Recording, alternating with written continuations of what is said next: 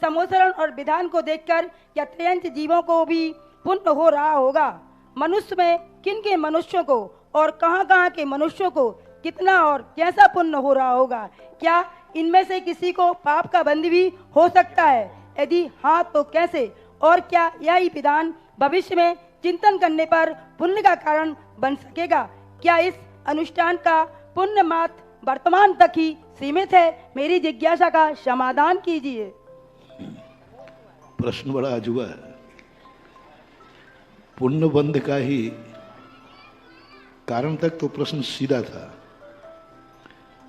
लेकिन उसमें एक बात और जुड़ गया। क्या यह महोत्सव किसी को पाप बंध का भी कारण बनेगा? ये पेचीदा हो गया। सीधा सीधा जवाब था कि पुण्य बंध तो के निमित्त होते ही हैं, और कौन क्या पुण्य बांधेगा ये भावनाओं पर आश्रित होता है। पाप बंध भी बहुत जबरदस्त होता है। जिन जिन निमित्तों से, जिन जिन अच्छे निमित्तों से सबसे अधिक पुण्य बंध होता है, उन्हीं निमित्तों से सबसे बड़ा पाप का बंध भी होता है। ये सिद्धांत, लॉजिक, रिपीट करता हूं। जिन जिन निमित्तों से सबसे अधिक पुण्य बंध होता है, उन्हीं निमित्तों से सबसे ज्यादा पाप का बंध होता है। ये सूत्र पूज्यवर उमा स्वामी महाराज ने तत्वार सूत्र में दिया। उन्होंने जब दर्शन मोहिनी के बंध के कारण बताए, तो सब दर्शन मोहिनी के क्षय के कारण, सम्यक दर्शन के कारण देव शास्त्र गुरु हैं। देव शास्त्र गुरु के माध्यम से होता है। लेकिन पूज्यवर उमा स्वामी महाराज कहते हैं, इन्हीं देव शास्त्र गुरु के प्रति यदि कोई विपरीत भाव करता है तो इससे बड़ा मिथ्यात्व का बंध कहीं और हो नहीं सकता।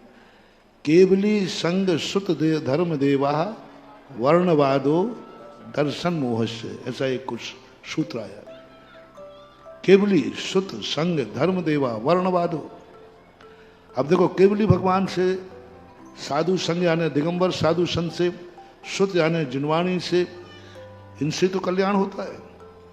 यही तो व्यक्ति को अनंत सुख देते हैं। इससे बड़ा दुनिया में कोई है ही नहीं। लेकिन इन्हीं के लिए पूज्यवर उमा स्वामी महाराज ने कहा, जो केवली का अवर्णवाद करे, जो साधु संतों का अवर्णवाद करे, जो सुत का अवर्णवाद करे, उसे आठों कर्मों में सबसे निकृष्ट कर्म दर्शन मोहिनी का बंध होता है। तो इन निमित्तों में जो ईर्षा भाव करते हैं, उनको ये खुशी नहीं है कि विधान अच्छा हुआ, उनको ये खुशी है इसका श्रेय किसको जा रहा है। कई लोग विधान से, कार्य से कभी खुश नहीं होते। उनको मतलब ही नहीं कार्य अच्छा है कि बुरा है। वो देखते हैं इतना अच्छे कार्य का श्रेय किसको जा रहा है। उसको जा रहा है जिसको वो नहीं चाहते हैं, तो उनके मन में बड़े क्लेश भाव आते हैं। अच्छे कार्य देखकर कुछ खुश होते हैं, लेकिन किसी के सीने पर सांप भी लौटते हैं। ईर्षा भाव भी जागता है, कसाय भाव भी जागता है। फिर वो आलोचना करते हैं कि नहीं ऐसा नहीं, ऐसा नहीं, ऐसा था। कोई व्यक्ति किसी की प्रशंसा कर रहा था तो सब कहते बहुत अच्छा, बहुत। दूसरा कहता अरे तो मेरा दुश्मन है, इसकी तो बहुत प्रशंसा हो रही है। महाराज जी भी कर रहे हैं, चारों तरफ प्रशंसा ही प्रशंसा हो रही है, सब तरफ। तो जो ईर्षा करने वाला था वो कहता है अरे तुम सब प्रशंसा कर रहे हो, मैं बताऊं इनकी सारी कुंडली मेरे पास है। अब ये कहकर के उसने क्या कर दिया, अब उसने महान पाप का बंध कर दिया। और ऐसे लोग हैं, ये प्रश्न गलत नहीं है। बहुत सारे लोग पाप करके पाप का बंध नहीं करते हैं, लेकिन अच्छे व्यक्ति और अच्छे कार्यों का अवर्णवाद करके महान पाप का बंध करते हैं। और सबसे ज्यादा पाप का बंध निधत्त निकाचित, निधत्त निकाचित कर्म उन्हीं को बंध होता है जो अच्छे लोगों का अवर्णवाद करते हैं, जो धर्म के प्रति, धर्म के प्रभावना के प्रति, धर्म की तरफ ना जाकर के ये कौन कर रहा है, इसमें कार्यकर्ता कौन है। और आजकल ये बहुत माहौल चल रहा है ग्रुप का। आज ग्रुप बाई ग्रुप हो गया। हमारा ग्रुप है तो दान देंगे। एक व्यक्ति ने यहाँ कहा महाराज जी मैं दान तो देना चाहता हूँ, लेकिन जो अभी ग्रुप सक्रिय है, ये ग्रुप मेरे एंटी है, क्योंकि मेरा ग्रुप बाहर है। मेरे से कहा, तो मैंने कहा भैया तुझे ग्रुप में ही दान देना है तो ग्रुप में देना, ग्रुप में दान, मेरा ग्रुप नहीं है अभी, मुझे दान नहीं देना है। और ऐसे खतरनाक ग्रुप हो गए, ऐसे पापी ग्रुप हैं दुनिया में, दुनिया से बाहर नहीं है सागर, जहां ग्रुप बाई दान देते हैं, ग्रुप बाई। यदि तुमने दान दे दिया, उनका ग्रुप आगे नहीं, तो उसको तुरंत ग्रुप से निकाल देते। तुमने वहां दान क्यों दिया जहां हमारा ग्रुप नहीं था? बहुत सारे लोग दान देना चाहते, लेकिन ग्रुप नहीं है उनका, क्योंकि कमेटी में उनका ग्रुप नहीं आया, कमेटी में उनका ग्रुप नहीं जीता। इस कार्यक्रम से दूसरे ग्रुप को मिल जाएगा, इसलिए वे लोग इतना पाप का बंद करते हैं, कल के दिन वो ऐसे कार्यक्रमों को देखने लायक भी नहीं रह पाएंगे। निधत्त निकाचित कर्मों का बंद होता है। स्वयं दान देते नहीं, दूसरा देता है, तो तुमने दूसरे ग्रुप में शामिल क्यों हो गए? दूसरे ग्रुप में शामिल, तुम इस ग्रुप में शामिल क्यों हो? अब हमारे ग्रुप में जब कार्यक्रम होगा तो हम तुम्हारा नाम अपने ग्रुप में नहीं लेंगे। निकाल दिया। बोले क्यों निकाल दिया? तुम कल्पद्रुम मंडल विधान में क्यों बैठे थे? हाँ, एक व्यक्ति आया था, बोले महाराज जी मेरा मन हुआ महिमा सुन करके और ये समोषण देख करके, तो मैंने एक कल्पद्रुम मंडल विधान ले लिया। तो मैंने कहा अच्छी बात है। अरे कि महाराज जी बहुत डर लग रहा है। मैंने क्या डर है? और महाराज जी मेरा ग्रुप मुझे निकाल देगा। अब मेरा ग्रुप मुझे निकाल, सागर की बात है, अभी की बात है, और मेरा ग्रुप निकाल देगा, और मेरा ग्रुप अब हमारे लिए कभी भी बुलाएंगे मीटिंग में मेरा नाम कट जाएगा, क्योंकि हमारे ग्रुप में ऐसे कई लोगों के नाम काट दिए गए। अब मैंने कहा कि भगवान इतना डर रहा है धर्म से, कल्पद्रुम मंडल विधान से, वे कितने पापी होंगे। जो धर्म में शामिल हो गया तो उसको अपने ग्रुप से निकाल दिया। इससे बड़ा संसार में कोई पापी हो ही नहीं सकता, और इससे बड़ा पाप का बंध संसार में कभी हो नहीं सकता। इसलिए निकाला कि तुम मेरे ग्रुप, अपन जाएंगे तो ग्रुप के साथ जाएंगे, पूरा ग्रुप जब सामने आएगा तो अपन विधान में बैठेंगे, नहीं तो एक भी बैठा बहिष्कार।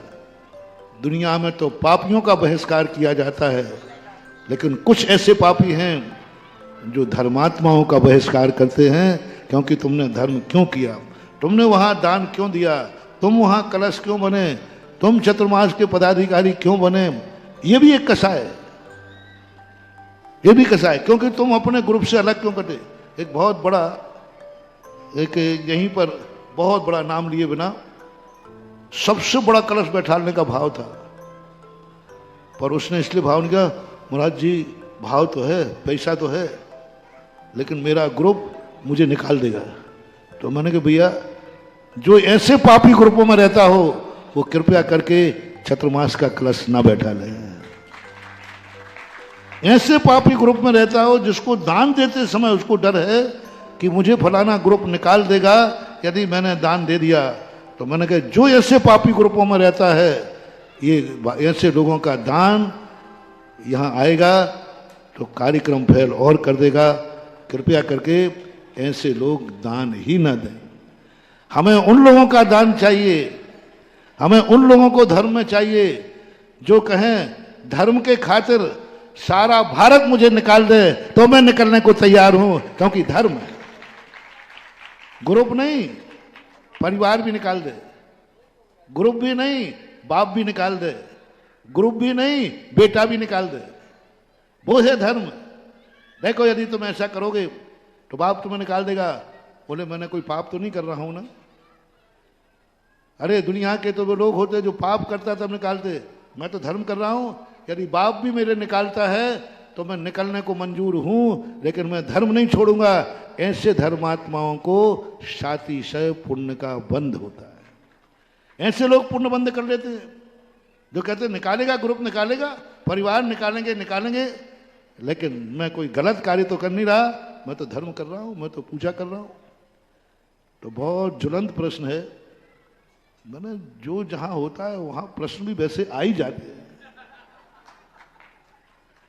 कोई ना कोई माल वहीं बिकता है जहां कोई ना कोई ग्राहक तो और है ये, और ये सागर में भी है, भी नहीं लगाओ, सागर में हैं जो ऐसे ग्रुप बना के बैठे हैं।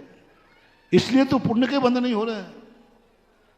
हर चीज का बंटवारा कर लिया है, हमारा ये है, तुम्हारा ये है, हमारा ये है, हमारा ये क्षेत्र है, हमारा ये क्षेत्र है, हमारा ये ट्रस्ट है। साहब ये बन गए महानुभाव, इतनी मेहनत कर रहे हो, इतना दान दे रहे हो, लेकिन कुछ भी हाथ नहीं लगना, क्योंकि तुम कुछ नहीं कर रहे हो, मात्र ग्रुप के कारण कर रहे हो। जैसे मैंने कहा था ना, एक व्यक्ति ने 1 रुपया दान नहीं दिया दूसरी जगह, और दूसरी जगह 2 लाख की बोली ले ली। मैंने पूछा भैया यहाँ कैसे ले ली? बोले हाँ हमारी ससुराल है। अब बोलो वो दान की कोटि में आएगा कि ससुराल की कोटि में आएगा? हैं? तो ऐसे ही तो वहां पाप बंद करते हैं। महानुभावों से मेरा कहना है, धर्म क्षेत्र के संबंध में कोई धर्म भी करता है और हमारा दुश्मन भी है, तो भी उसका सम्मान करके गले करना चाहिए। ये कला सीखना है तो रावण से सीखो, रावण से सीखो। रावण ने जब अपने सुषेण वैद्य ने अपने दुश्मन के पक्ष में जाकर दवाई की, लक्ष्मण को जीवित किया। बोलो लक्ष्मण रावण के दुश्मन पक्ष में था कि मित्र पक्ष में? और उसकी दवाई करके जीवित करके आया। रावण ने सुषेण वैद्य को फटकारा नहीं, लंका से नहीं निकाला, निकल जाए यहां से देशद्रोही, तो दुश्मन की दवाई करके आया। मैं बड़ी मुश्किल में उसको धराशायी कर पाया था। मैं तो खुशी मना रहा था कि सुबह तक लक्ष्मण प्राण अंत हो जाएगा, और तू उनकी दवाई करके आया, निकाल सकता था। अपने भाई को भी लात मार के निकाल दी, लेकिन सुषेण वैद्य जब दुश्मन की दवाई करके आया तो रावण ने उसे लंका से नहीं निकाला, रावण ने उसको उल्हाना नहीं दिया। रावण ने भरी सभा में सुषेण वैद्य का सम्मान किया और ये कहा कि रावण कितना भी गिरा हुआ हो, लेकिन कोई अच्छा कार्य करके आएगा तो हमारी सभा में वह निंदनीय नहीं, सम्माननीय माना जाएगा।